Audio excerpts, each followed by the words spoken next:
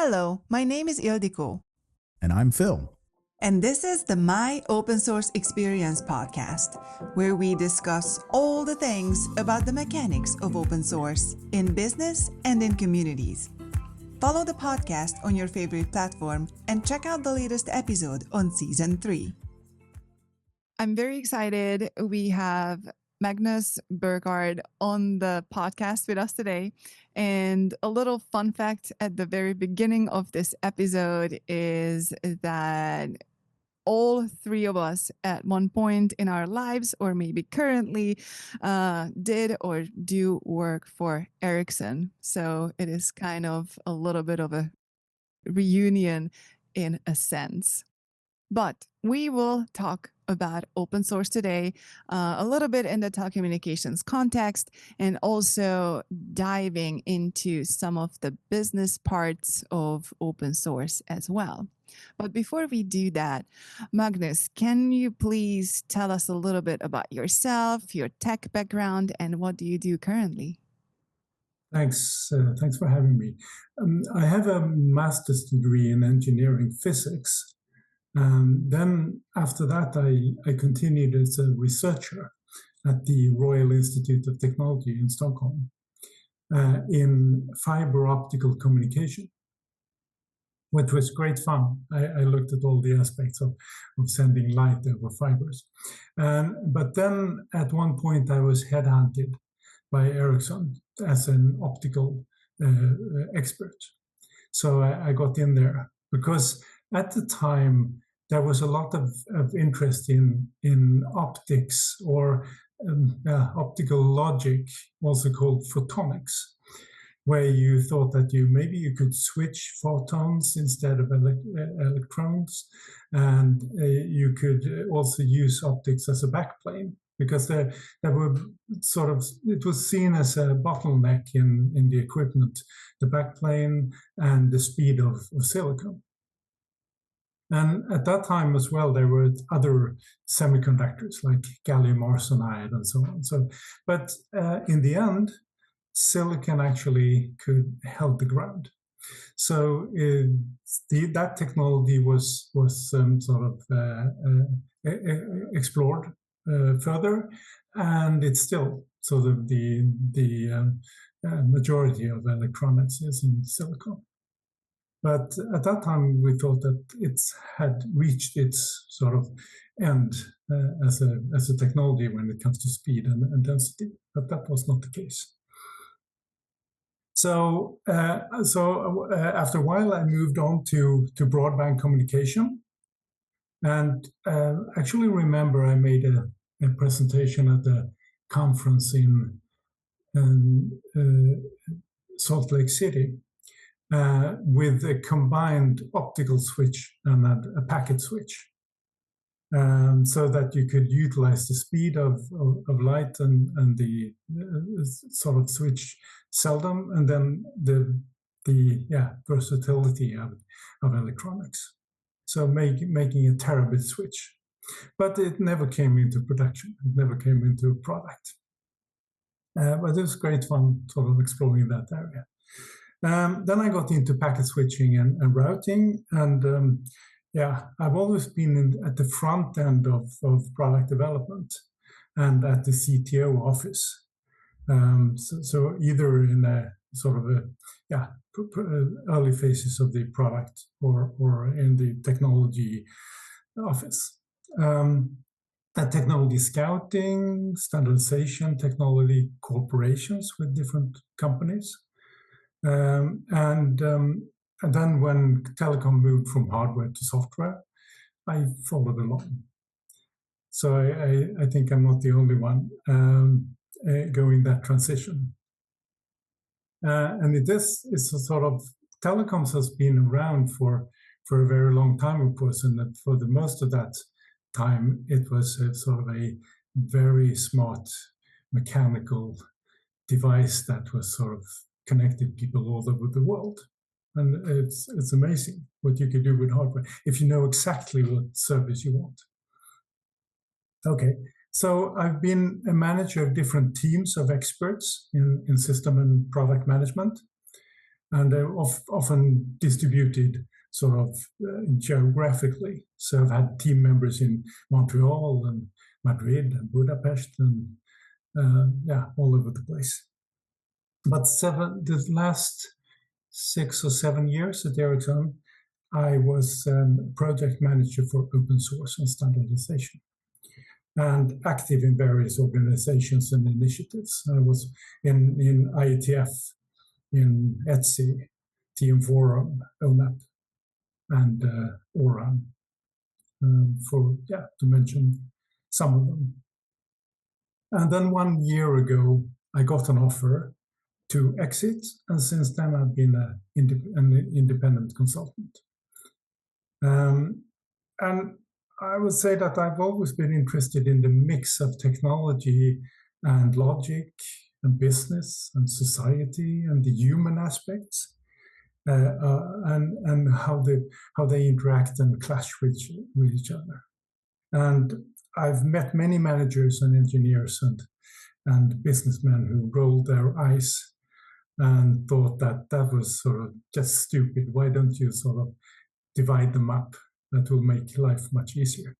But I've never been good at making my life easy, so I've kept up with with that, and I think it is really interesting to see us all of this, but it is controversial. Many engineers are sort of lawyers or business aspects and so on. That's boring. So that's in a nutshell who I am and what I'm doing. Do you remember when was the first time that you learned about the concept of open source and maybe even started to get involved? At some 20 years ago, I was involved in something called Service Availability Forum, SAF. And it was an effort to standardize via very high availability. And that's always a part of the telecom DNA. So to support that effort, we also put together something called OpenSAF, which was an initiative to get people to write code around SAF. It didn't really take off. It's a really niche part, but at least we tried to do that. And then I came across the idea of open source. And at the same time, we also co-founded something called Scope that had a tagline promoting open carrier grade based platforms. And there was a lot of telecom participants, but also datacom. And the idea was to try to get away with all the diversity. I mean, we said that let's do something that is not cutting edge and is not sort of value add in a standardized way. So and work with implementation and standards for that, so that we don't have to spend all our efforts and time on doing the same thing over again. Because in many companies, they were reinventing something that they were comfortable with, and that was the base platform. And we thought it would be a good idea for the industry to go away from that. So we wanted to streamline and make use of non-telecom technology, because at that time as well, telecom got away from being really specialized into being part of the IT industry. And part of that effort was to promote Linux as an operating system, as opposed to Solaris and other variants that were active then, and other open source components. And we also worked with Java, which is maybe not open source, but a lot of open source projects had Java as a programming language. And we had a lot of participants from Linux distributors like Red Hat and others, and they wanted to push for Linux.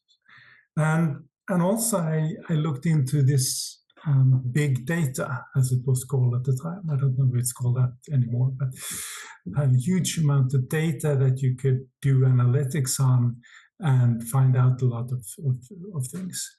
So I went to conferences and listened to all kind of companies that had made a lot of use of that. And there was an open source initiative called Hadoop at the time. And I studied that, and that made a lot of sense. And I also went to visit Cloudera, who was sort of leading in Hadoop.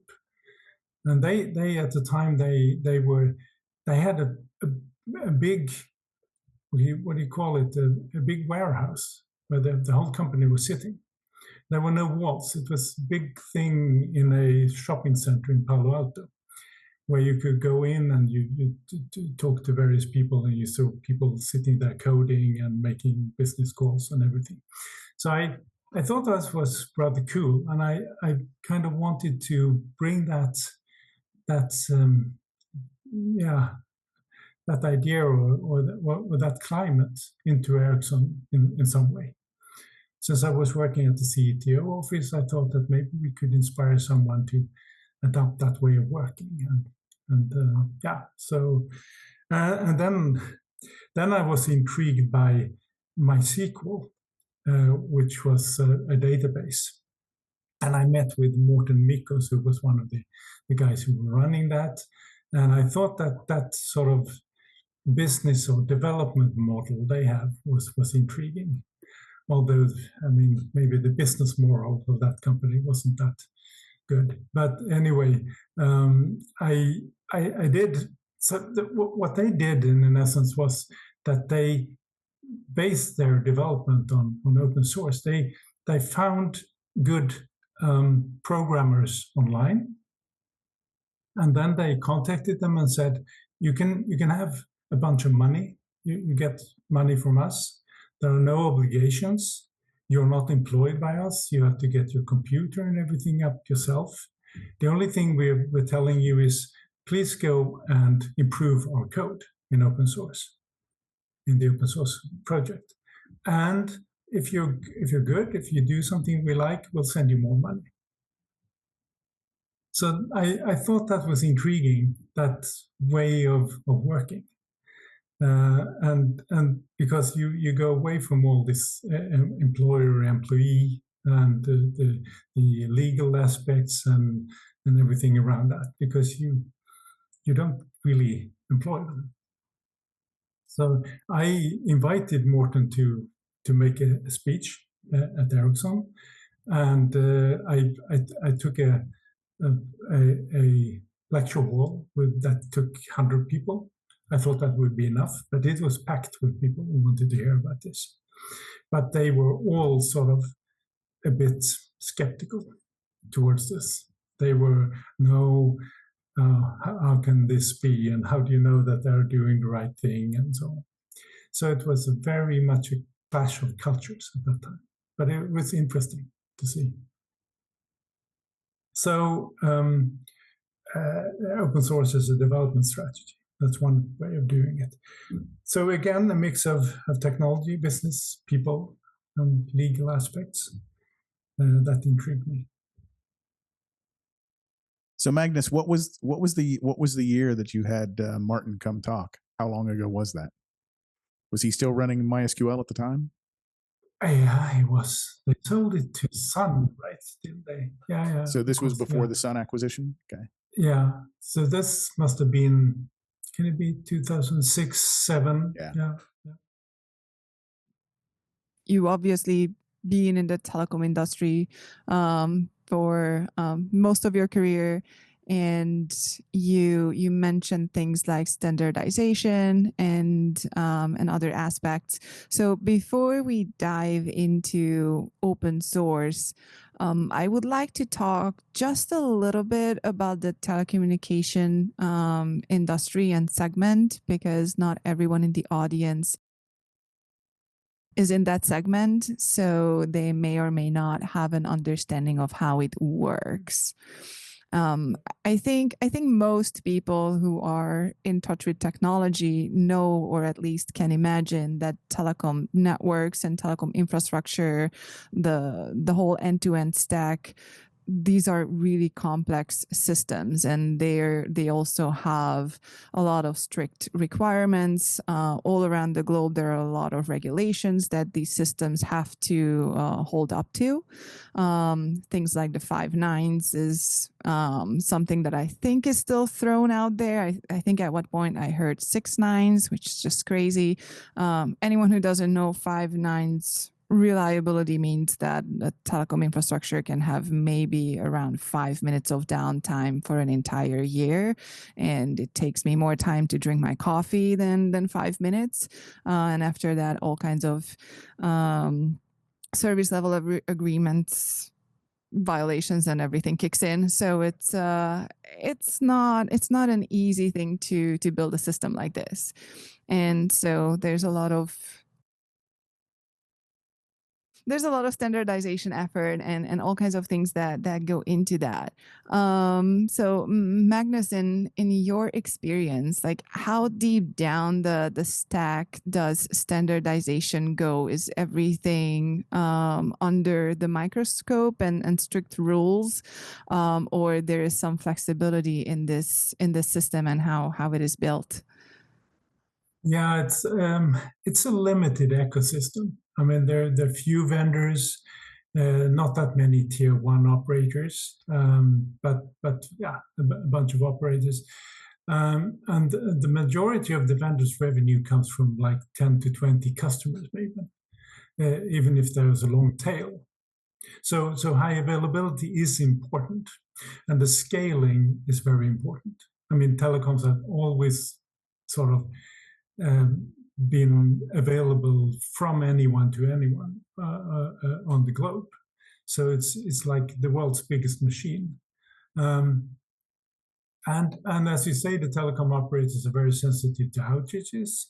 So how do you do that if you have a limited number of services and you want to have that? You have very strict standardization and you have very strict rules. So that means extensive testing, both by the vendors and then again by the operators, of course.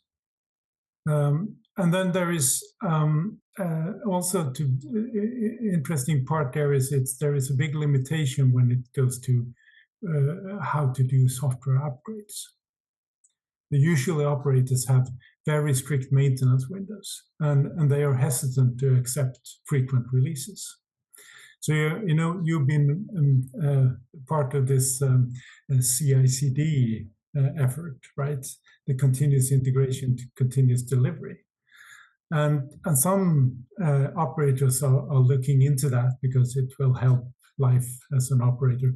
But it's a very big change, and it calls for close cooperation with vendors, and both having this sort of frequent deliveries and working very close with an vendor is really against the tradition. So things have also changed since sort of more generic technology has come into telecom, like operating systems, computer languages, protocols, and so on. And they have been introduced when it comes to security. So telecom used to be a more walled garden with well-controlled access and specific standards, but that's not really the case anymore. So today, if you're, maybe it's an exaggeration, but telecom is mostly a branch of internet for mobile access. But Well, why would you say that was an exaggeration, Magnus? That it's an extension of the mobile internet? No, it's not. I don't think so. But sometimes people get upset by when I'm saying this. I thought that was a good description. Yeah. Yeah, because the telecom used to be something very special, and when it comes to the high availability. I mean, when we got mobile phones, we got used to that calls were dropped and things got wrong and you had to dial again and so on. that was sort of not accepted in the fixed time of telephony. But now we don't complain that we have to call back, or it's not yeah, maybe people complain, but they're used to not having this sort of super high availability.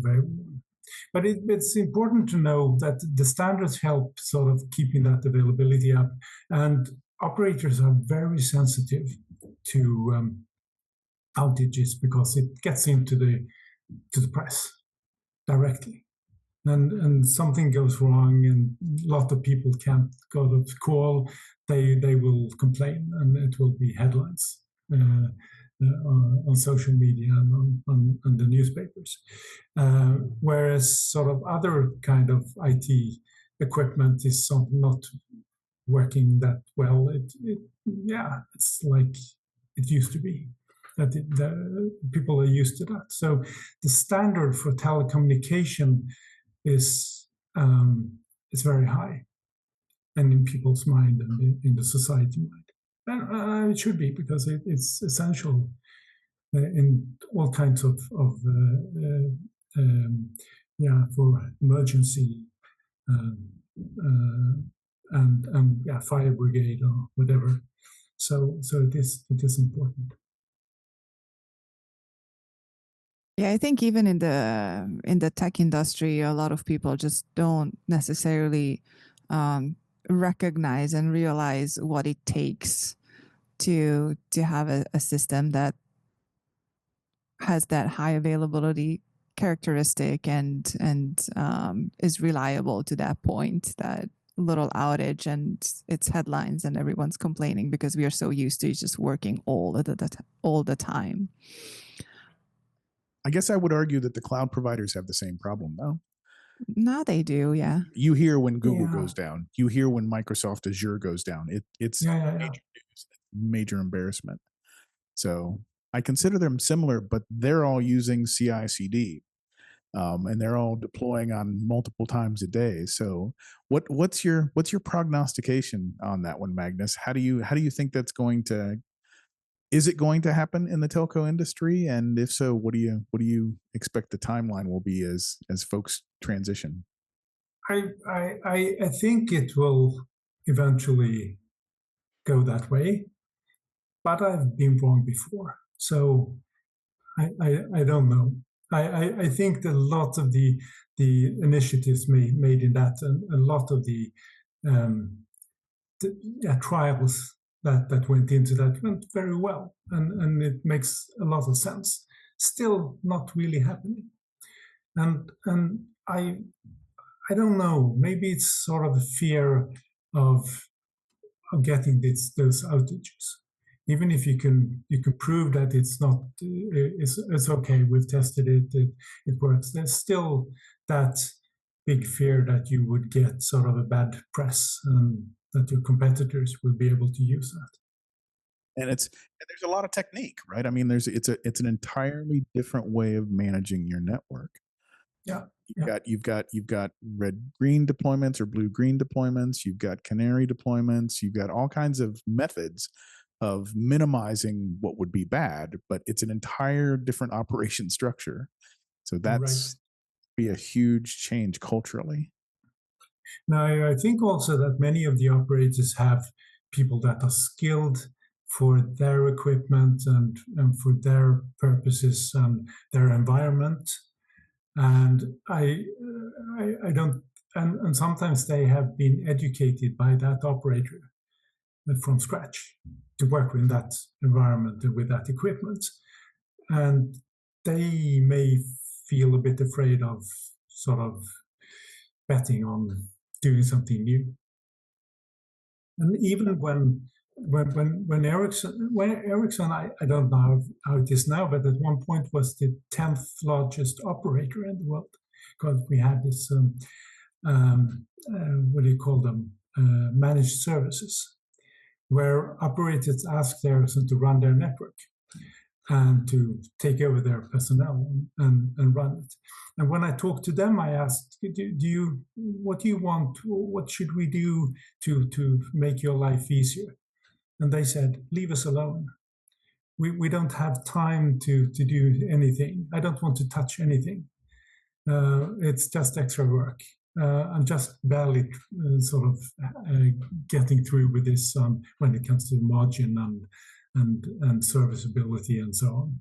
So we touch nothing. So we didn't get a very good dialogue when it came to sort of using them as an inspiration for our product development.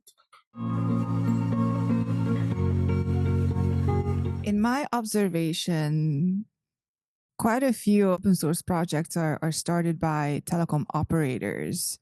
Do you have the same observation, or is it just me being involved in a limited number of them?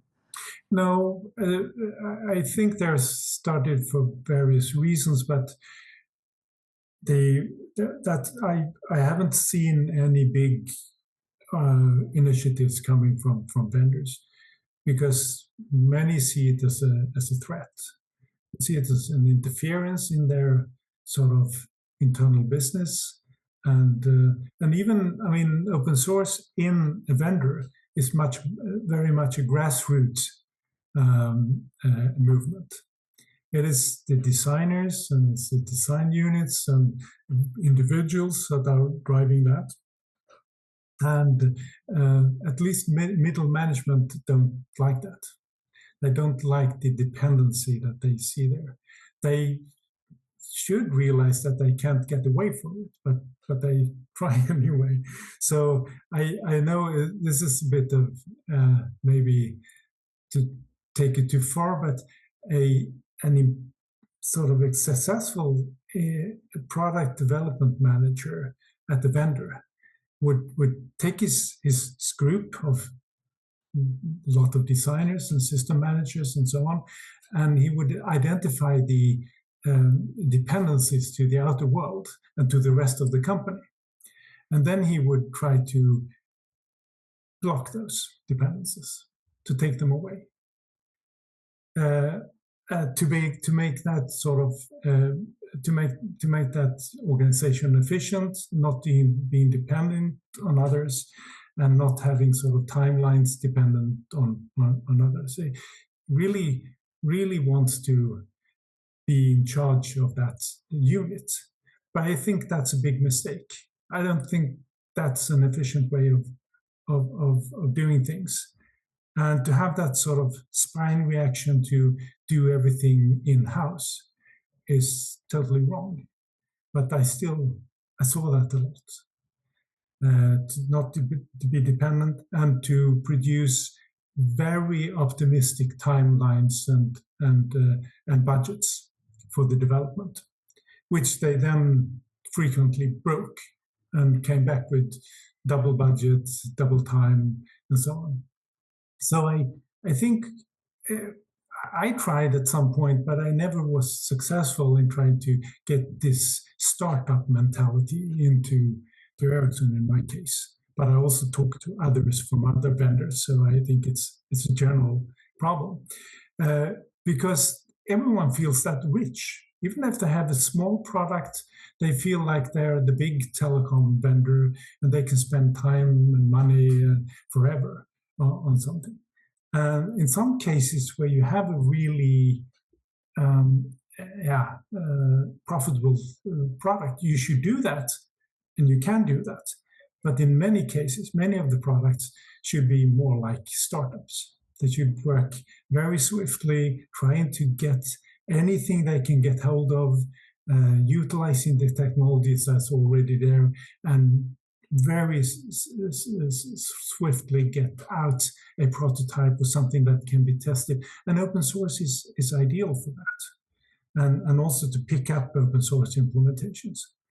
But that's difficult to get that culture in, because everything tends to be seen the same in the company. It's difficult to have very diverse business models or ways of working in the same company.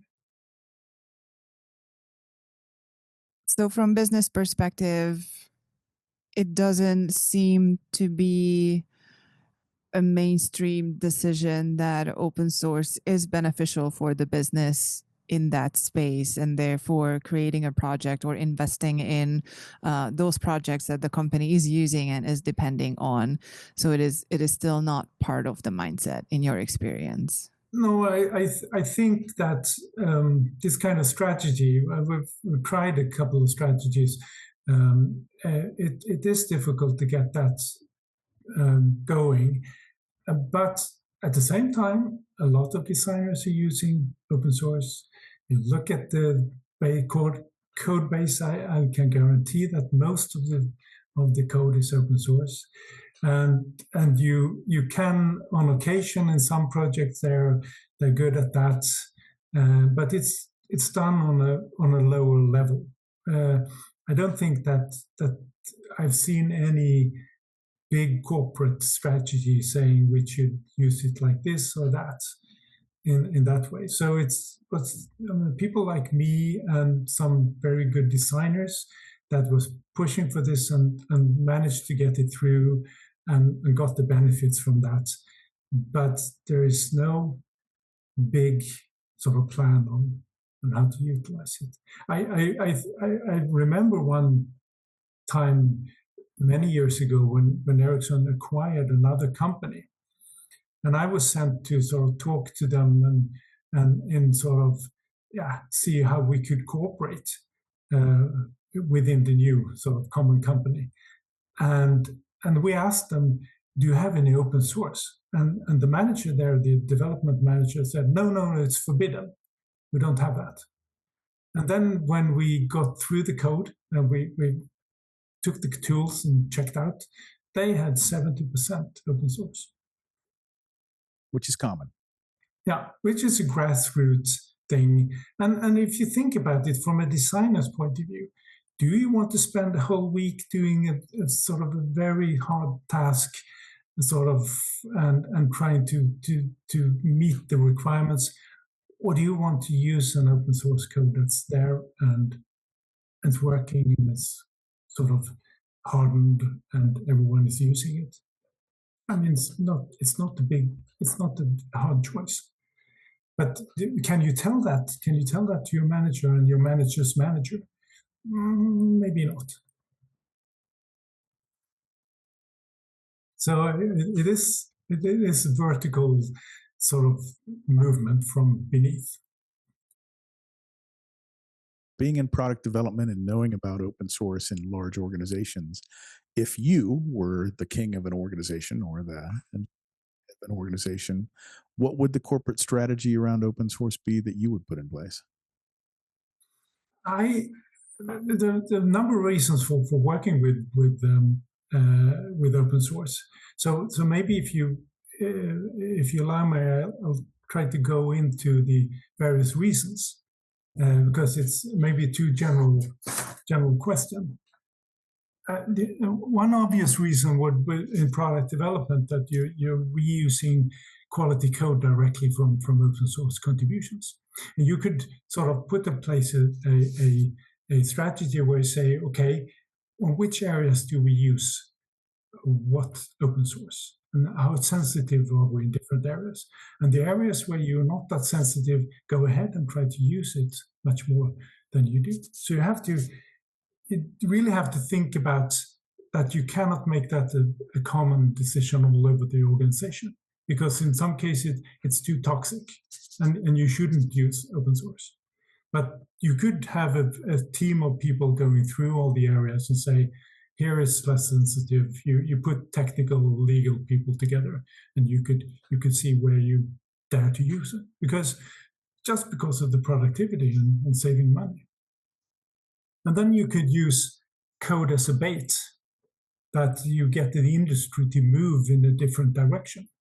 If you don't like the way that things are moving and operators are asking for, you can put out the code and you can offer the customers to try it out. And others using your contribution makes it even more sticky. So that's a way of and you can point that you could do that as a strategic thing. also depending on the situation and where in the network. Then when it comes to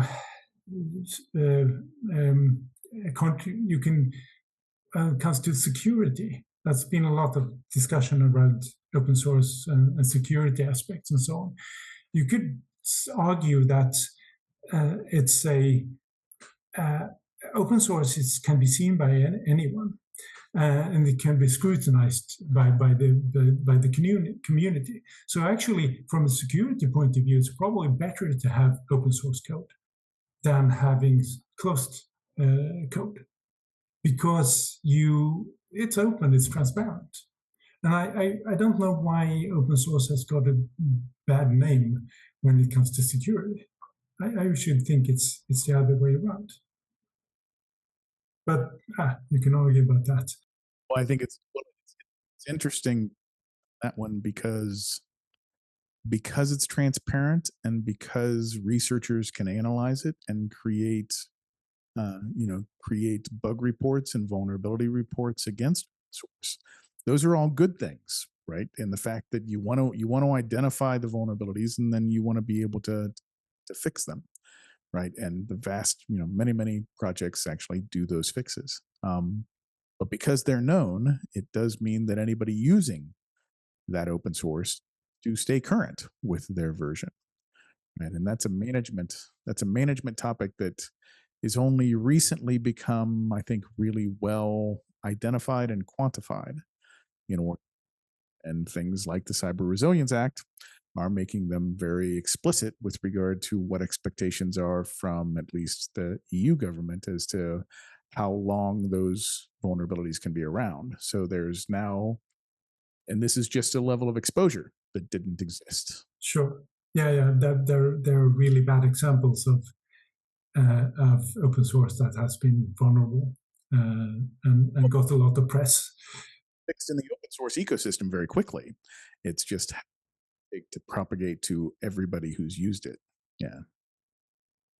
And then another reason to contribute, you could contribute seed code. I mean, you can stimulate the industry to become active in an area where you have business interest, to identify where you want to go. And I mean, if you want to go into a new area where you haven't been before and make a mark, you can sort of throw out that seed code and then enhance that area. Then there is also, I mean, you could look at more cases where you influence standards with open source. And we have done that, and I mentioned before that I'm rather proud of being sort of the pushing through this reference from 3GPP SA5 on referencing the ONAP VES, which is the only reference I see towards open source. But I mean, I can see a big value in open source as a standard, because sometimes standard specifications are very hard to write, and they can be interpreted in very many ways. So to get away from that, why not use the exact same code as a standard set? And I think you could identify areas where that makes sense. For instance, in O&M. And then when it comes to software efficiency, I mean, using the same code all over the industry and even within the company, because you have different codes in different parts of the company, that helps, that it's sort of as an efficiency enabler. And then I think also that you should recognize the software craftsmanship within a company. And it's very often hidden. So the good designers, the people that I admire enormously, that they're really really good and they're engaged, and they even do open software sometimes code on their spare time to help in communities where they live or in schools or whatever. So they should be sort of seen, and they're rarely seen from the outside, and they should be recognized more. So to demonstrate competence and quality at the engineering level is I think important, and that you could do by open source. I mean, some of the open source projects have people that are very well known and respected also outside, and most of the people within a vendor is anonymous to the outside world. Then I think also business intelligence is important, because you can actually get access to early ideas from your competitors. You have to give a little to get something. You also get a sense of what the operators think earlier on, and they can share with you your experience. You can test out new ideas, and you can see if it catches on before it comes into the product. And then there is the recruitment part. I mean, you can retain or recruit different people, skill sets that you need.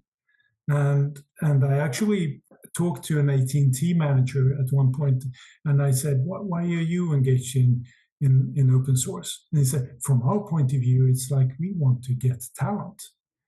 Nobody with talent would ever. They don't want to go to Grey AT&T or Deep Blue or whatever they are going to startups. They're going to other sort of Google and Alphabet and whatever, and it's very hard to recruit people to AT&T. So if we can come up with sort of a open source, so they can be seen as active in certain sort of communities outside of the company, that will make us be able to recruit more people with talent."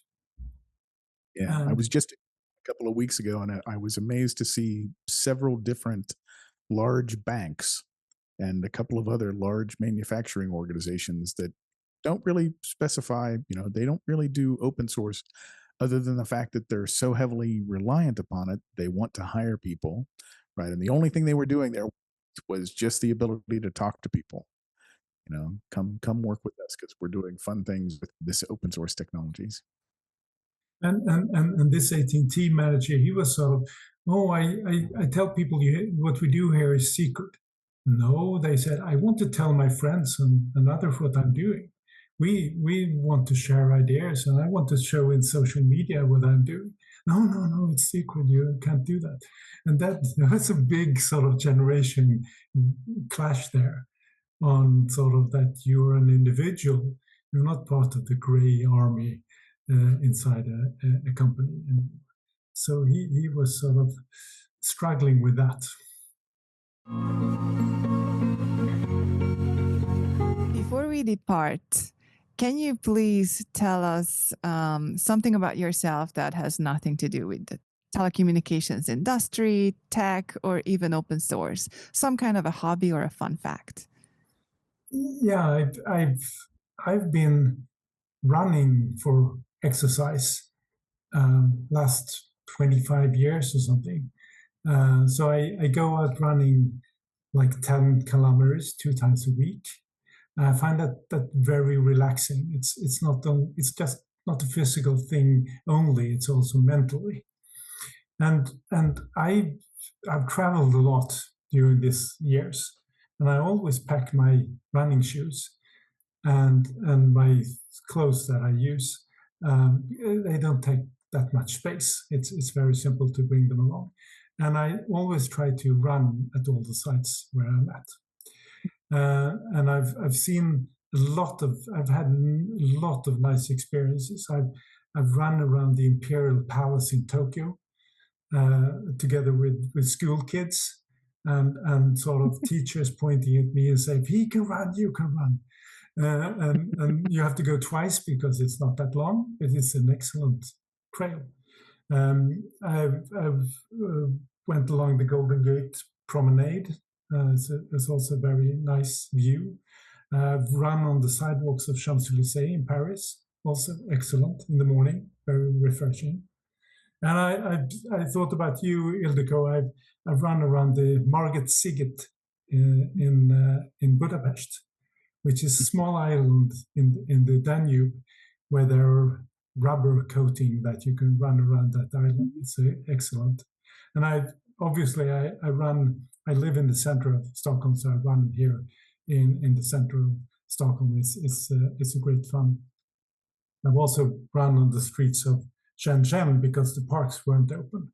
But that went well as well. People were smiling at me, and they kept out of the way, and it went well. So from every place I've been, I have an experience of running, also meeting people in the morning. In the US, when you come from Europe, you're up 3-4 in the morning, and when the sun comes up, you can run out there and you meet people, and you talk to them, and you meet their dogs and so on. So it's great fun.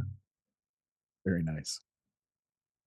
Have you ever run in any competition, or is it always more of a... I have run a half marathon in Gothenburg 3 times. And that was also amazing, 40,000 people running. Wow. And they had 10 orchestras sort of playing along Nice. the path. And people were sitting at cafes and cheering you and so on. Really, really great. But many people say that they run because they want to compete in these races. They go to Boston Marathon, New York Marathon, and so on. But for me, it's enough to just have that as a continuous relaxation. But I did enjoy this competitions as well. That sounds amazing. I mean, I'm not a runner. I always tell people that I only run if someone chases me or there's something that I want to chase. Like if there's a bear, I will run, but otherwise. You go down to the river. Go down to the river in Seattle. Oh, sorry, the shoreline. Oh And yeah. They're excellent opportunities. Yeah, but like you telling about the half marathon with orchestras and people cheering you on, and Yeah. like, I almost felt like I want to do it myself, even if I just fast walk the whole way. It sounds like such a nice experience. Yeah, you don't have to think about the speed. I mean, take your own pace. And I like to emphasize the mental part of it. You feel much more at ease when you have done that. Yep. I also see, I know that there are some organized like running events. When you go to a conference, sometimes there are groups of people who are runners, and they set like a time in the morning, and they go run together. Have you ever participated in any of these groups? Like, do you have running buddies? Yeah, I've had that in San Jose. And it was great fun because it's a bit difficult to navigate. But if you have this guide, the one that's running, you run along, and you meet people on different terms, and you're surprised that when you come there and say, "Oh, he is a runner too," and that person, and so on. Some people look like runners. I don't, but others run anyway. So it connects you. And great fun in the morning. Yeah. Awesome. I love that. Thank you for sharing. Thank you. And with that, that's all, folks. That was our episode for today. We want to hear from you. Please leave comments under the episodes that you watched. Share your feedback and share your experiences to continue the conversation. And let us know what topics you would like to hear next. Stay tuned because the next episode is just around the corner.